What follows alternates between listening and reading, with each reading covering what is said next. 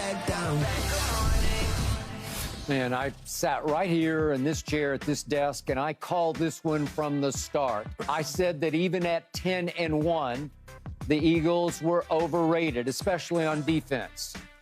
Now they've lost 4 of 5. Yesterday, they gave up 221 yards rushing to Arizona, coached obviously by their former defensive coordinator, Jonathan Gannon, which did allow Arizona yesterday to control the ball 40 minutes to 20 minutes. Whew. So, Richard, what do you see is wrong with these Eagles?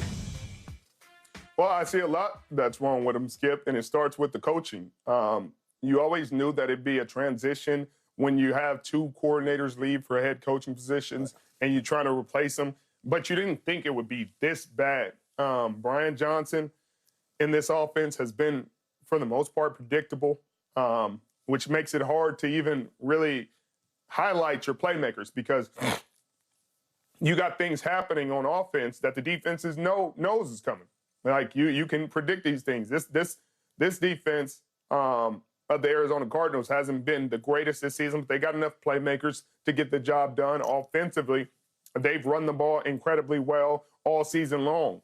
Jonathan Gannon has really committed to the run. You saw it when the Dallas Cowboys played the Arizona Cardinals. They ran the ball. They ran the ball, and they ran the ball some more. Yep. And Kyler Murray made enough plays down the stretch to help them win that ball game. But you would think that the players could overcome this. Yeah, the players could, on defense, they have enough players to overcome the lack of coaching in the transition. They talked about Sean Desai, and maybe he was the issue, and then replaced him with Matt Patricia before the Seattle Seahawks game, and that didn't make a difference. They still ended up giving 35 points up to the Arizona Cardinals. So it doesn't seem like it matters who was calling the plays. I didn't think Matt Patricia was the answer when they made the change. I still don't think he's the answer, and I think the play on the field shows he's not necessarily the answer. But you're concerned because you look at that D-line, and you say, hey, if they were young, you would be like, oh, okay, they're getting schemed, they're getting beat. But you got Fletcher Cox, Brandon Graham, you got Hassan Reddick, Josh Sweat. You got guys who played high-level football for a very long time,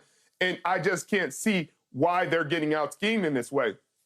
Then you got young guys who are really talented, like Jalen Carter and Jordan Davis. You got a secondary that is just about the same as last year. I mean, they're missing one huge piece of it that went to Detroit and C.J. Gardner-Johnson. Yep. But I didn't think that they would go from one of the top pass defenses in the league to 28th in passing. They're amongst the worst in a lot of these statistical categories, and you can't understand it outside of the transition from Jonathan Gannon to these new coordinators.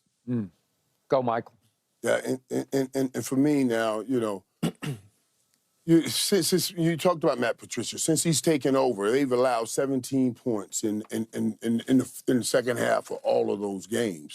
So absolutely, I will point to the defense allowing 17 points and 29 just the other day in the second half. So that's a season high, points allowed in the second half. And then you turn around with all of that, Skip, as they move forward. Now, Devontae Smith's walking around now in a walking boot, a little banged up and a little hurt. Mm-hmm. So now I put a lot on that defense. I'm surprised at the defense, to be honest with you, because I thought, wow, what a great formula they had.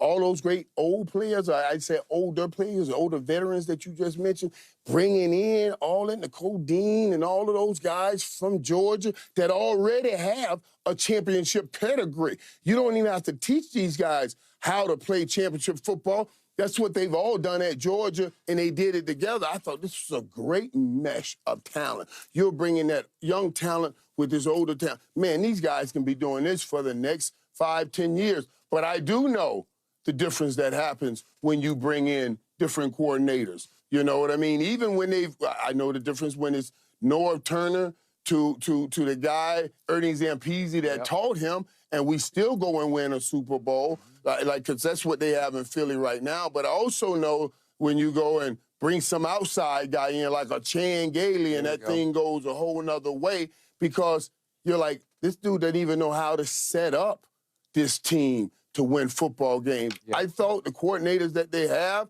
would know how to set up that team because they were there to see that team. I also have to give a little bit to Jalen Hurts being injured this year. The run game is not as big of a threat as it was last season, which made everybody play so many people in the box. And then you got these two receivers, two number ones, Devontae Smith and AB11, A.J. Brown, just doing damage to people. So, yeah, they're not what they were last year when you see all of that. But I think it all starts on that defense. When teams know they can score on you like that, that puts an enormous amount of pressure on the offense for the Philadelphia Eagles. The offense put up 21 first-half points the other day, and that was nowhere near enough because of the collapse that defense has suffered the last 3 games. All right. So the first sign I had that this defense was way overrated came a year ago on Christmas Eve at Jerry World when pretty much this same defense gave up 40 points and 419 yards to Dak's offense. Now, Jalen didn't play in that game, but he doesn't play safety, as I kept going back and forth with Keyshawn about. And yet, Richard, there's no way your 49ers aren't going to win that game at Philadelphia, the NFC Championship game, if Brock Purdy doesn't go down in the first series with his elbow injury. There's no way. The 49ers are going to the Super Bowl. They might have won the Super Bowl over Mahomes, who did not play that well against this torchable Eagles defense in the Super Bowl. But Mahomes threw for 182 in that game, and it wasn't vintage Mahomes. But the point is, this defense just keeps sliding into the sunset week after week after week. It's now 29th in points allowed in the NFL, only better than Washington and Arizona and at the very bottom, Carolina. So it's a bottom 4 defense in points allowed. And on offense, it's now 7th in points scored, which is pretty good, but it's fallen all the way to 9th in rushing with Swift as their sort of primary lead back. And remember, 2 years ago, they led the league in rushing. Last year, they were top 5 in rushing, so they've slipped to 9th. So that's not the same. And then in the all-important turnover differential, they're now -7, which is 23rd in the league. So that's pretty terrible because they have only 17 takeaways on defense, so they don't take the ball away. That ranks 24th. And Jalen has thrown a career-high 14 interceptions. Right. So that's no good. He's 23 to 14. He wasn't doing that last year. No, he wasn't doing that last year. He wasn't doing it. So it's a bad recipe for now disaster. And to Richard's point, late in the game, late in the year, I'd never seen anything like this. The day it happened, I said, I can't imagine that Nick Sirianni just demoted his new defensive coordinator in favor of Coach Pencil. Obviously, Matt Patricia took over for Sean Desai, and it didn't matter. It didn't fix what ailed them, as people thought.